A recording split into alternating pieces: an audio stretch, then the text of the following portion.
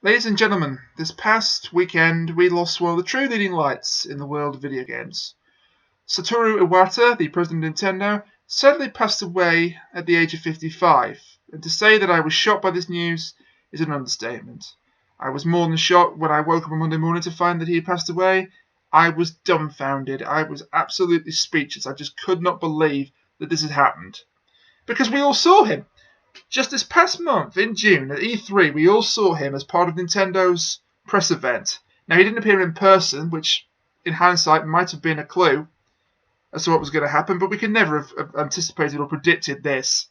He passed away from a tumour on his bile duct, which is a particularly aggressive form of cancer, and he was treated for this back in 2014, and a lot of people thought he'd beaten it, and I dare say perhaps maybe even Mr. Iwata himself thought he had beaten it, but sadly, it was not the case. Now, I did not know Mr. Iwata personally. Of course I didn't. He was the owner of a multi-billion-dollar gaming corporation.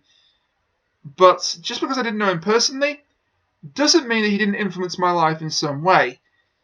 And it was only when I looked back at a list of all the games that he had worked on, both as a programmer and later on in his life as the president of Nintendo, because as president, he would be the executive producer of all the titles they put out since he took over the position.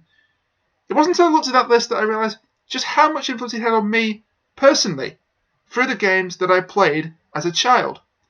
And so I wanted to create a kind of tribute to him the only way I know how, by talking about his life and tying it into what influenced my life in terms of video games.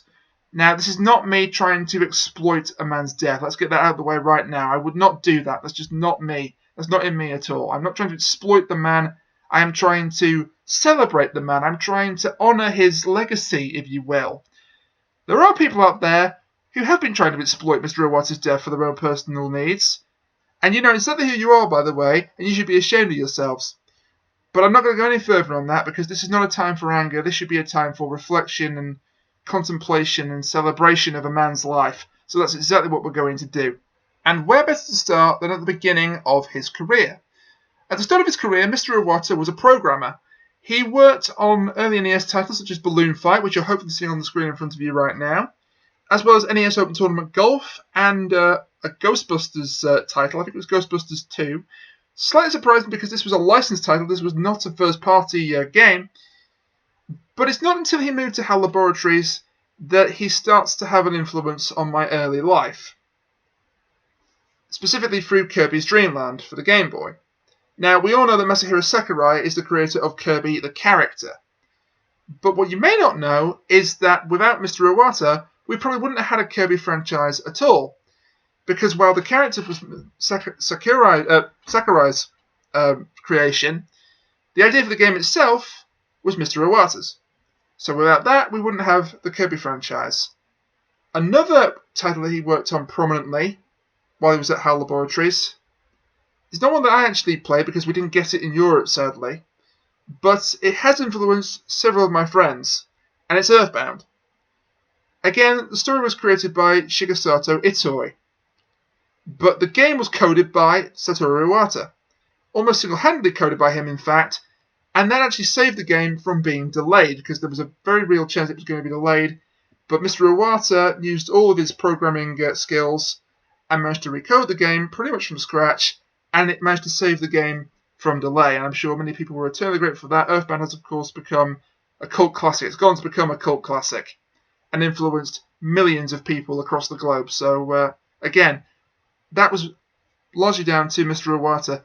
And on the subject of Earthbound, by the way, it's well known that he and Shigesato Itoi had a very special friendship. And there was actually a touching tribute to Mr. Iwata posted by Itoi. I'm not going to include it, but suffice to say it was absolutely touching and poignant and, dare I say it, heartbreaking. And it was beautifully written. And it was the perfect tribute to his old friend. But where Mr. Iwata's work really started to influence my life was, funnily enough, the very first console and the very first video game I ever owned. That was the Super Nintendo, and the game was Donkey Kong Country. Now, Donkey Kong Country was a huge part of my childhood. I owned the first two games, and I've played through all three of them. I've beaten them on several occasions. I consider them 3 of my all-time favourite titles, ever. And I must have known this subconsciously, because as I say, I've beaten all 3 games. But Satoru Iwata was the executive producer on all 3 of them. So again, that's another huge influence on my childhood that he was directly or indirectly responsible for. Now, Mr. Iwata went on to become the president of HAL Laboratories, but even after ascending to that position, he never forgot that he was a programmer first and foremost. And I think the 2 best examples of this are 2 titles from the Pokemon franchise, both of which I played growing up, and they are Pokemon Stadium and Pokemon Gold and Silver, respectively. It was Pokemon Gold that I personally owned. As I say, these 2 games represent the pinnacle of his achievements, I think, as a programmer. With Pokemon Stadium, they had to basically translate the battle system from the Game Boy version, so Pokemon Red and Green, as it would have been in Japan, to the Nintendo 64, which at the time was a fairly new console. Now you might think that most people would work as part of a team on this rather mammoth task, and they would have documentation to reference. Not Mr. Iwata, that just wasn't his style. He did it with no documentation to reference whatsoever, simply by studying the code of the Game Boy version and then porting it over to the N64. And he did this in the space of 1 week. And not content with that, when Pokemon Gold and Silver was being developed, Game Freak did not originally intend to include the Kanto region, the old region from Pokemon Red and Blue, or Pokemon Red and Green as it was in Japan. They didn't originally intend to include that in the game. It was just supposed to be Johto, the new area, the new region, the new world. But Mr. Iwata came up with a compression tool that was so efficient that Game Freak were able to include both the Johto region and the Kanto region into 1 small Game Boy cartridge, and I think that is an absolutely phenomenal feat of programming. I think you all have to agree with that. The last game that had an influence on me is actually one of the last games he worked on before he became the president of Nintendo in 2002, and it's Super Smash Bros. Melee, or Melee, however you pronounce it. Now, the game was shown off first back in 2001, but development didn't go very smoothly, and in fact the game was facing a delay, which would have been catastrophic for them because this was being seen as a huge title for the GameCube. I think at one point it was pegged to be a launch title. It actually released a few weeks after the GameCube came out. At least it did in Europe. I'm not sure if that was the case in Japan or America.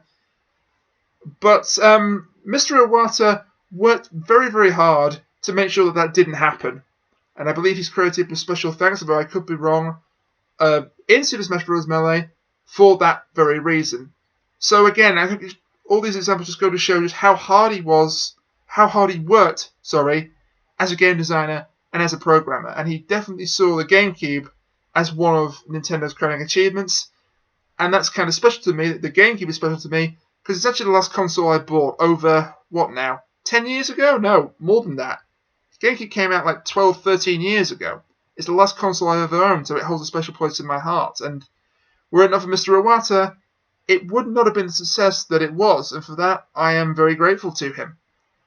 Now those are just a few examples of how the work of Satoru Iwata directly had an impact on my childhood and my life, and there are probably other examples that I've neglected to talk about here. And I dare say you watching this will probably have other examples and other stories of times when the work of Mr. Iwata influenced your lives, and if you have got any of those stories, I would encourage you to share those in the comments below, because as I said at the beginning of this is not a time for mourning. As harsh as that may sound, this should be a time for celebrating a man's legacy. And it is a heck of a legacy. I mean, I've mentioned some of the games he directly worked on, but if you have played a Mario game, if you've played a game from the Legend of Zelda series, if you've played Animal Crossing, if you've played many other games from any of Nintendo's other big franchises, chances are you've played something that Mr. Iwata had at least a hand in working on, if not more. And the last thing I briefly want to touch upon is how he came across to the general public as a personality.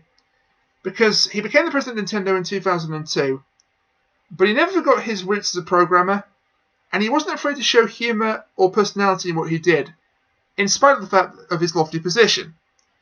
And if you want evidence of this, you need to look no further than Iwata Asks, the series of features that he did where he would interview various game developers, or would provide a behind-the-scenes look at the world of video games, and it was very interesting and informative.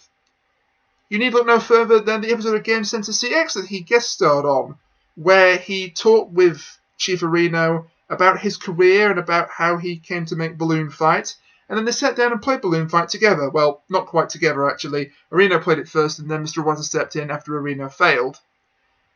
You need look no further than the Nintendo Directs, and by the way, it's going to be extremely hard for me to watch the next Direct that Nintendo puts out there, because I don't want to say that Mr. Iwata carried Nintendo Direct. I don't think that's fair to say, but I certainly think he elevated them.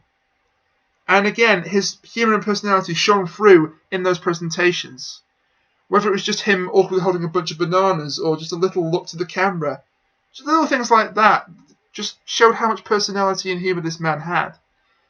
And of course, we need look no further than the various appearances he made at E3, in person or otherwise. And one of my all-time favourite memories of Mr. Iwata is actually from last year's E3. And in spite of everything that's happened this past week, it still makes me smile when I think about it. I've got a huge grin on my face just recalling it now. It was the opening video they did to their Nintendo press event at E3 2014, and it was the video they did where Satoru Iwata and Reggie Fils-Aimé were fighting it out in the style of The Matrix. As I say, it makes me smile just thinking about it now. And then, of course, the transition to playing Super Smash Bros. For Wii U. And I think those examples just typify what he was like on camera. The last thing I should mention is how he was, I think, as a person.